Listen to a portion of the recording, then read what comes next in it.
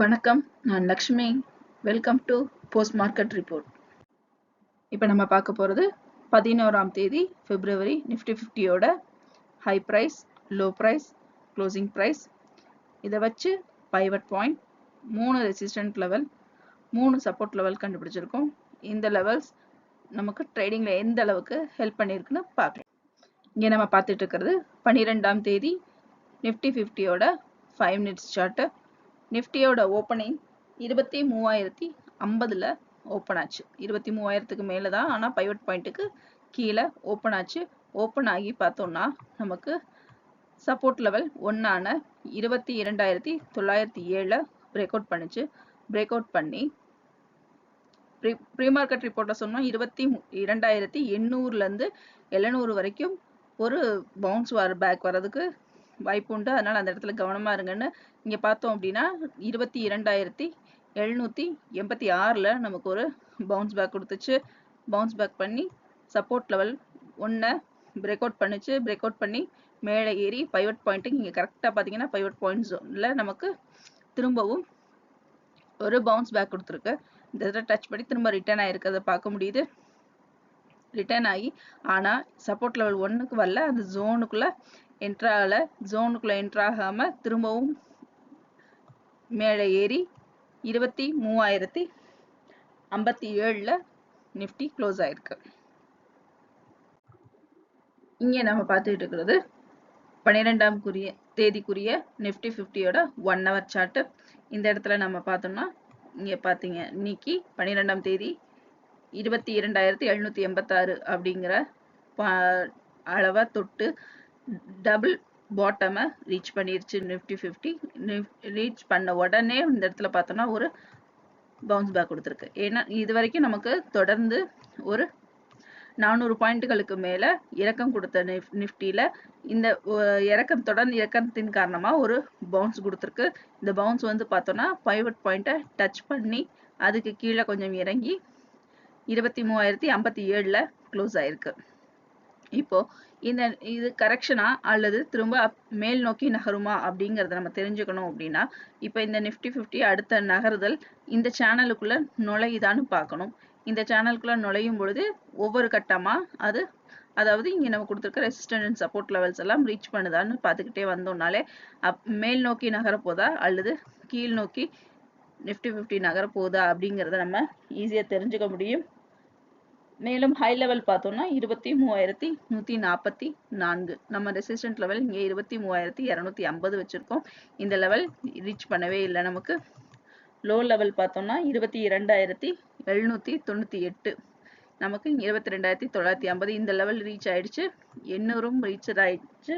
22,700 தொற்றுக்கான்னு பார்த்தா இந்த ஜோனுக்குள்ள இன்னும் வரல. 22,700 வரல, 22,800 நமக்கு ரீச் பண்ணியிருக்கு. மேலும் க்ளோஸ் ஆகும் பொழுது 23,000க்கு மேலே தான் நமக்கு க்ளோஸ் ஆயிருக்கு. ஆக திரும்ப நிஃப்டி இந்த சப்போர்ட் லெவல்லாம் தாண்டி வந்து நமக்கு க்ளோஸ் ஆயிருக்கு. 12ஆம் தேதிக்குரிய நிஃப்டி 50யோட 4 மணி நேர சார்ட்டு. இந்த 4 மணி நேர சார்ட்டில் முதல் பாதியில் பார்த்தீங்கன்னா நமக்கு பையரோட கிரீன் சிக்னலில் இருக்குது. இந்த இடத்துல முதல்ல செல்லரோட டாமினேஷன் தான் ரொம்ப அதிக லெவலில் இருந்தது. ஆனால் இதோட முதல் பாதியோட முடியும் தருவாயில், அதாவது 3 மணி நேரத்துக்கு அப்புறமா பையரோட டாமினேஷன் அதிகமாச்சு. அதிகமானது இந்த நம்ம பெரிய விக்கை வச்சே நம்ம தெரிஞ்சுக்க முடியுது. இரண்டாவது பாதியில் இங்கே நமக்கு செல்லரோட டாமினேஷன் அதிகமாக இருக்கு. மேலும் இந்த இடத்துல தான் நமக்கு 12ஆம் தேதிக்குரிய அதிகபட்ச லெவலான 23,144 தொற்றுக்கதை பார்க்க முடியுது. முடியும் தருவாயில் செல்லரோட டாமினேஷன் அதிக லெவலில் இருக்கு.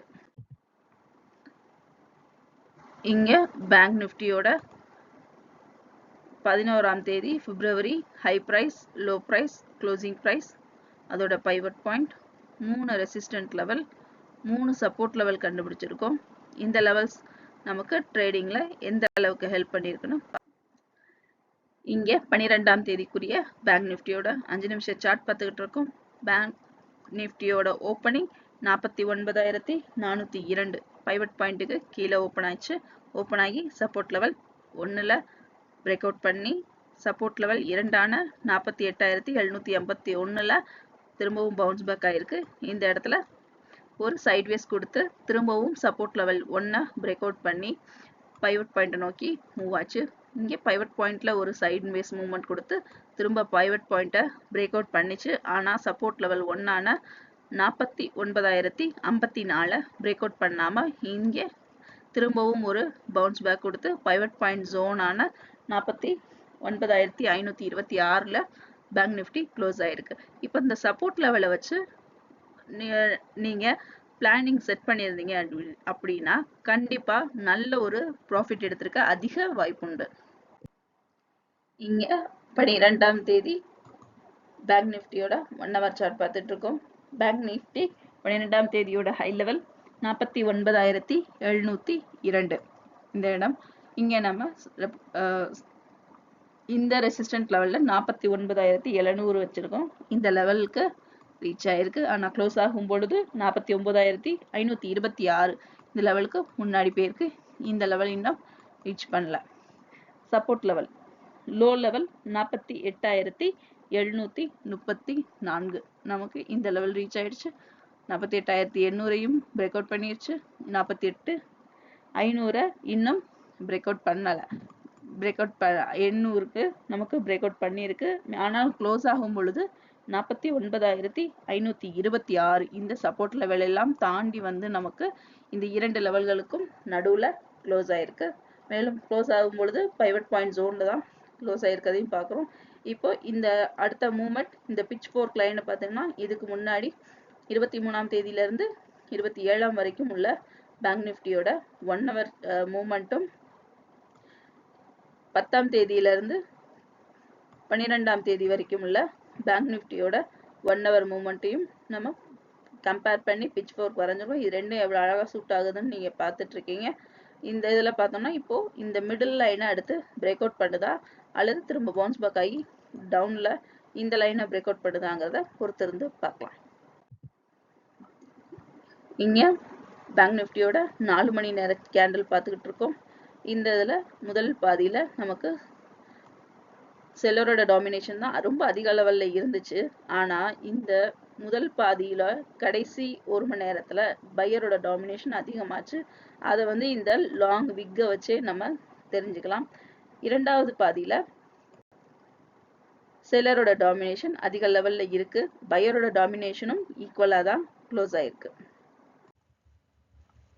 மீண்டும் அடுத்த வீடியோவில் சந்திப்போம். நன்றி, வணக்கம்.